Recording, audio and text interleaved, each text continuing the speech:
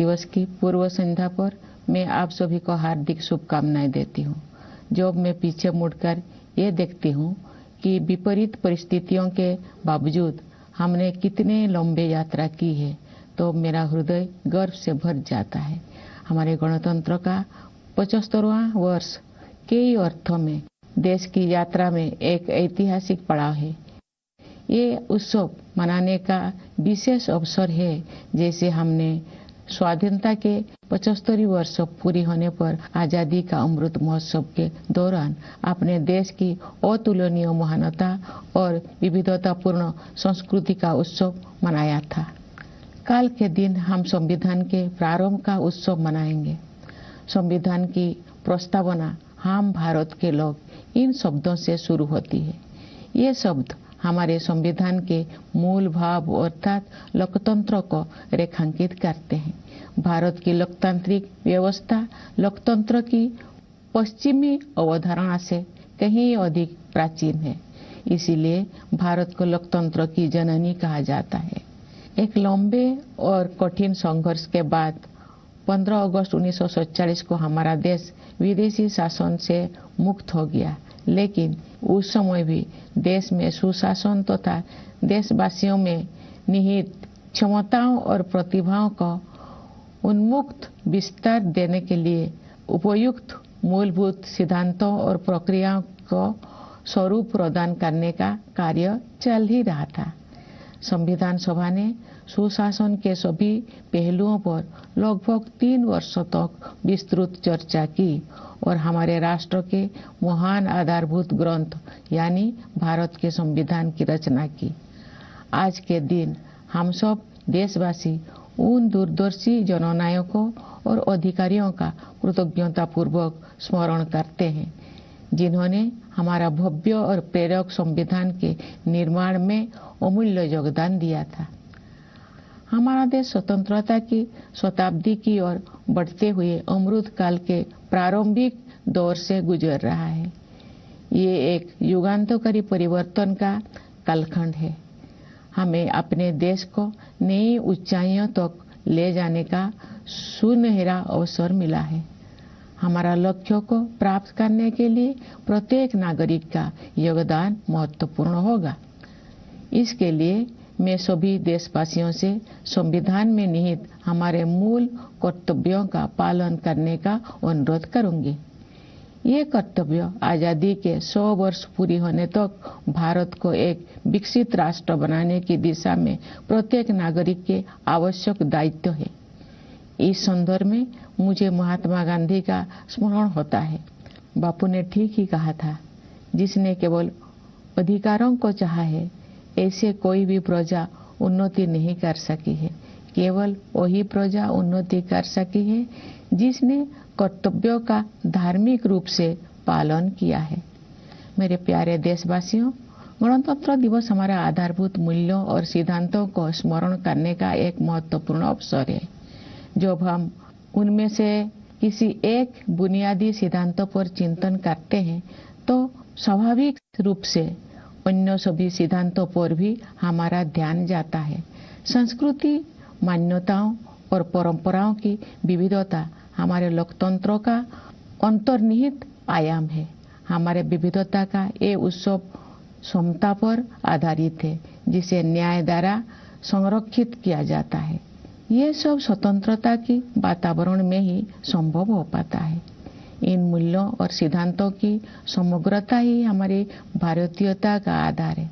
Doctor B.R. Ambedkar के प्रबुद्ध मार्गदर्शन में प्रवाहित इन मूलभूत जीवन मूल्यों और सिद्धांतों में रची बसी संविधान की भावधारा ने सभी प्रकार के भेदभाव को समाप्त करने के लिए सामाजिक न्याय के मार्ग पर हमें अडिग बनाए रखा है। मैं ये उल्लेख करना चाहूंगी कि सामाजिक न्याय के लिए अनवरत युद्धरत रहे श्री कर्पूरी ठाकुर जी की जन्म शताब्दी का उत्सव काल ही संपन्न हुआ है। कर्पूरी जी पिछड़े वर्गों के सबसे महान पक्षकारों में से एक थे, जिन्होंने अपना सारा जीवन उनके कल्याण के लिए समर्पित कर दिया था। उनका जीवन एक संदेश था। अपने योगदान से सार्वजनिक जीवन को समृद्ध बनाने के लिए मैं कर्पूरी जी को अपनी श्रद्धांजलि अर्पित करती हूँ। हमारे गणतंत्र की मूल भावना से एकजुट होकर 140 करोड़ से अधिक भारतवासी एक कुटुंब के रूप में रहते हैं। दुनिया के सबसे बड़े इस कुटुंब के लिए सह अस्तित्व की भावना भूगोल द्वारा थोपा गया बोझ नहीं है, बल्कि सामूहिक उल्लास का सहज स्रोत है, जो हमारे गणतंत्र दिवस के उत्सव में अभिव्यक्त होता है।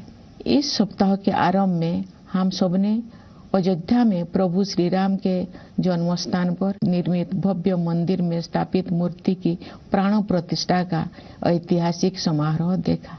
भविष्य में जब इस घटना को व्यापक परिप्रेक्ष्य में देखा जाएगा, तब इतिहासकार भारत द्वारा अपने सभ्यतागत विरासत की निरंतर खोज में युगांतकारी आयोजन के रूप में इसका विवेचन करेंगे।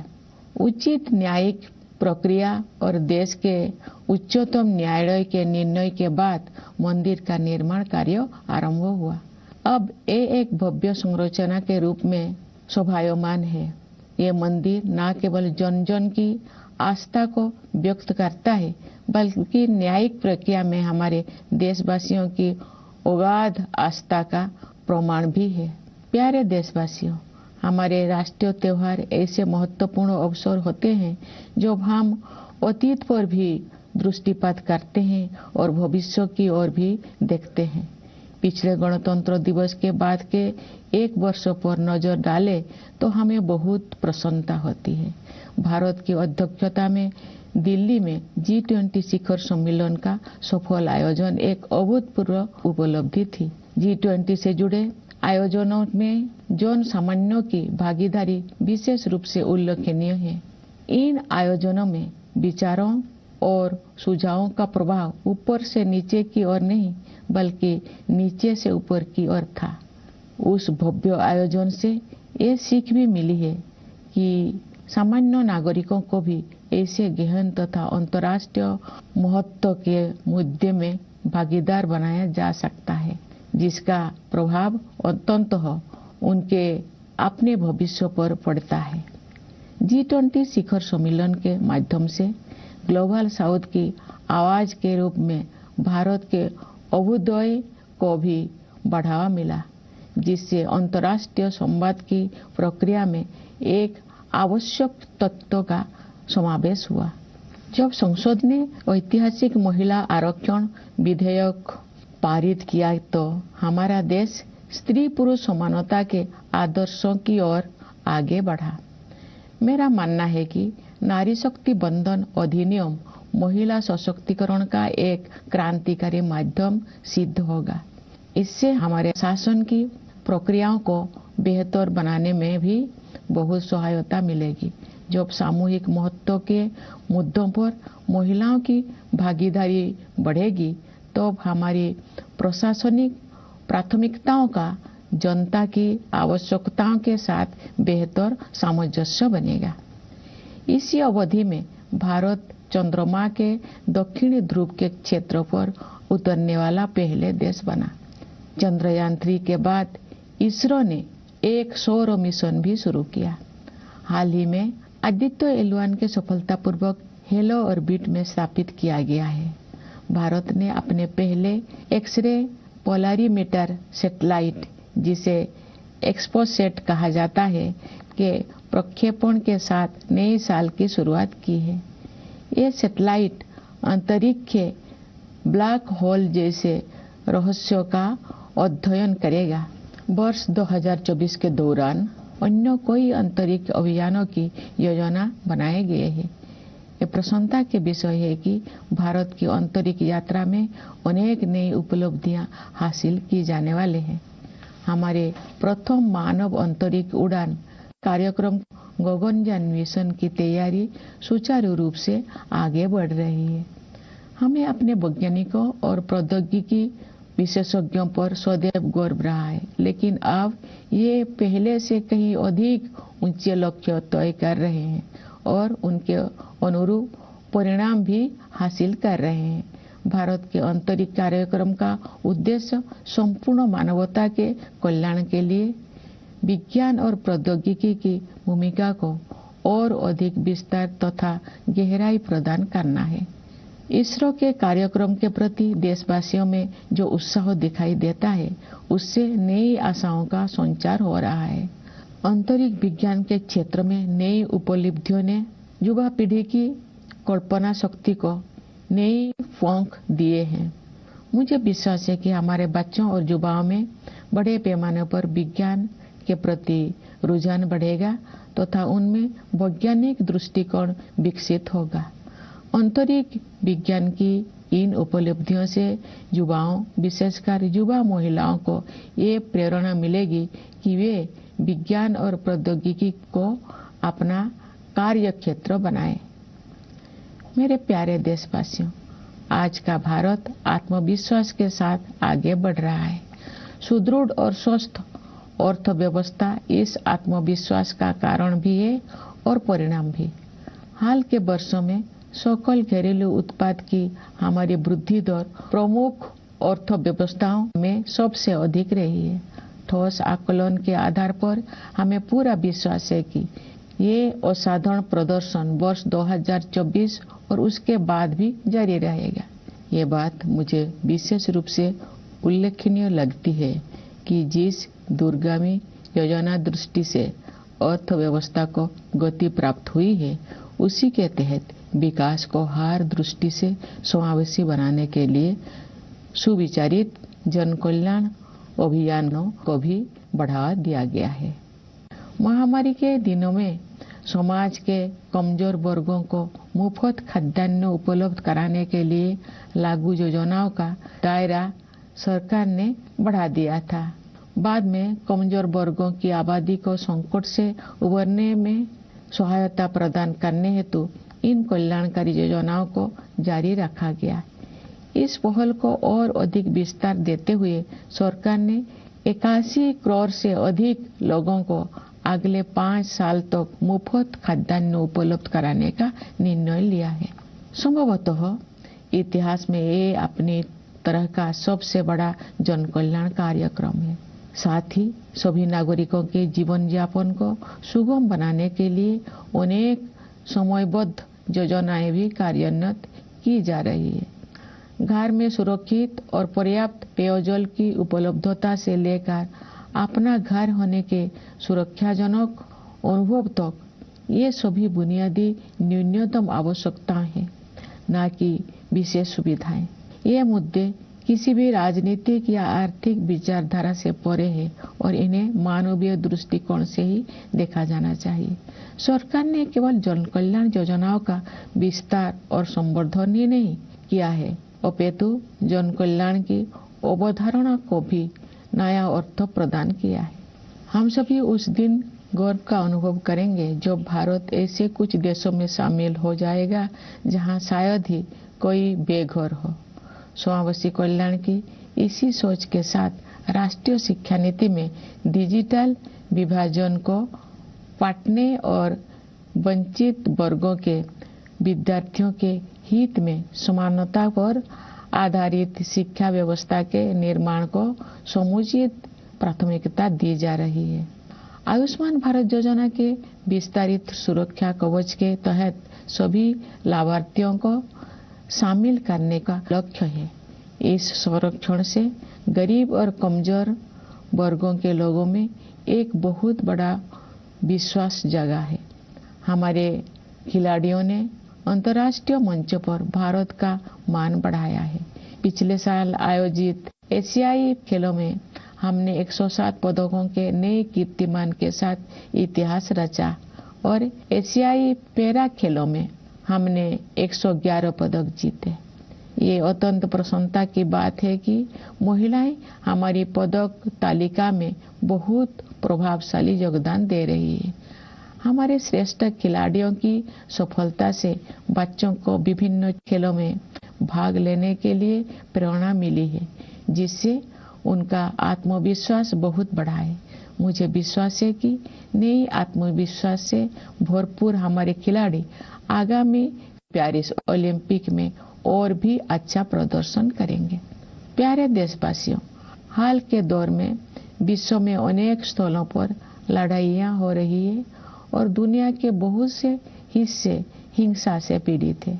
जब दो परस्पर विरोधी पक्षों में से प्रत्येक मानता है कि केवल उसी की बात सही है और दूसरे की बात गलत है, तो ऐसी स्थिति में समाधान परक तर्क के आधार पर ही आगे बढ़ना चाहिए। दुर्भाग्य से तर्क के स्थान पर आपसी भय और पूर्वाग्रह ने भावावेश को बढ़ावा दिया है, जिसके कारण अनवरत हिंसा हो रही है।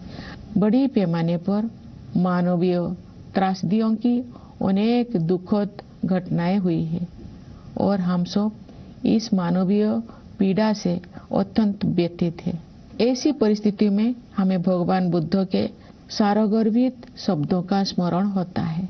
नहीं बेरेन वेरानी समन्तिद कुदाचनम अबेरेन च समन्ति एसो धम सनंतन। इसका भावार्थ है, यहाँ कभी भी शत्रुता को शत्रुता के माध्यम से शांत नहीं किया जाता है, बल्कि अशत्रुता के माध्यम से शांत किया जाता है। यही शाश्वत नियम है।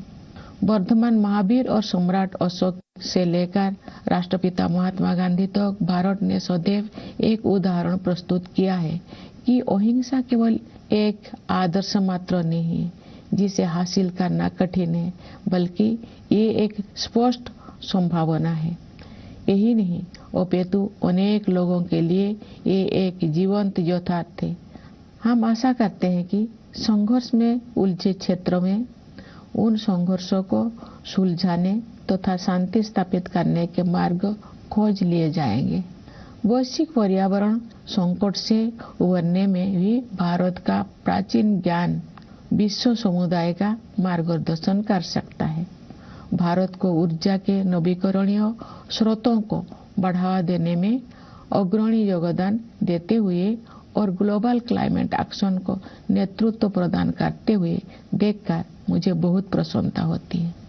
भारत ने पर्यावरण के प्रति सचेत जीवन शैली अपनाने के लिए लाइव मूवमेंट शुरू किया है। हमारे देश में जलवायु परिवर्तन के मुद्दे का सामना करने में व्यक्तिगत व्यवहार परिवर्तन को प्राथमिकता दी जा रही है तथा विश्व समुदाय द्वारा इसकी सराहना की जा रही है। हर स्थान के निवासी अपनी जीवन शैली को प्रकृति के अनुरूप ढालकर अपना योगदान दे सकते हैं और उन्हें ऐसा करने ही चाहिए। इससे न केवल भावी पीढ़ियों के लिए पृथ्वी का संरक्षण करने में सहायता मिलेगी, बल्कि जीवन की गुणवत्ता भी बढ़ेगी। प्यारे देशवासियों, हमारे स्वाधीनता के 100 वर्ष पूरी होने तक की अमृत काल की अवधि के दौरान अभूतपूर्व तकनीकी परिवर्तन भी होने जा रहा है। आर्टिफिशियल इंटेलिजेंस और मशीन लर्निंग जैसी तकनीकी बदलाव असाधारण गति के साथ सुर्खियों से बाहर आकर हमारी दैनिक जीवन का अंग बन गए हैं। कई क्षेत्र में भविष्य से जुड़ी आशंकाएं चिंतित करती है, लेकिन अनेक उत्साहजनक अवसर भी दिखाई देती है, विशेषकर युवाओं के लिए। हमारे युवा वर्तमान की सीमाओं से परे जाकर नई संभावनाएं तलाश रहे हैं। उनके मार्ग से बाधाओं को दूर करने और उन्हें अपनी पूरी क्षमता का उपयोग करने की सुविधा प्रदान करने के लिए हमें हर संभव प्रयास करना है। हमारी युवा पीढ़ी चाहती है कि सभी को अवसर की समानता प्राप्त हो। वे समानता से जुड़े पुराने शब्दजाल नहीं चाहते हैं, बल्कि समानता के हमारे अमूल्य आदर्शों का यथार्थ रूप देखना चाहते हैं। वास्तव में हमारा युवाओं के आत्मविश्वास के बल पर ही भावी भारत का निर्माण हो रहा है।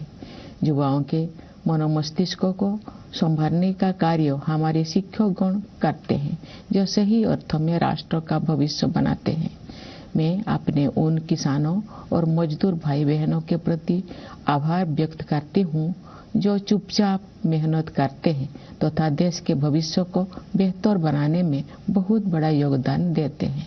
गणतंत्र दिवस के पावन अवसर की पूर्व संध्या पर सभी देशवासी हमारे सशस्त्र बलों, पुलिस और अर्धसैन्य बलों का भी कृतज्ञतापूर्वक अभिनंदन करते हैं। उनकी बहादुरी और सतर्कता के बिना हम उन प्रभावशाली उपलब्धियों को प्राप्त नहीं कर सकते थे जो हमने हासिल कर ली है। अपने वाणी को विराम देने से पहले मैं न्यायपालिका और सिविल सेवाओं के सदस्यों को भी शुभकामनाएं देना चाहती हूँ। विदेशों में नियुक्त भारतीय मिशनों के अधिकारियों और प्रवासी भारतीय समुदाय के लोगों को मैं गणतंत्र दिवस की बधाई देती हूँ। आइए हम सब यथाशक्ति राष्ट्र और देशवासियों की सेवा में स्वयं को समर्पित करने का संकल्प करें। इस शुभ संकल्प को सिद्ध करने के प्रयास हेतु आप सभी को मेरी हार्दिक शुभकामनाएं। धन्यवाद। जय हिंद, जय भारत।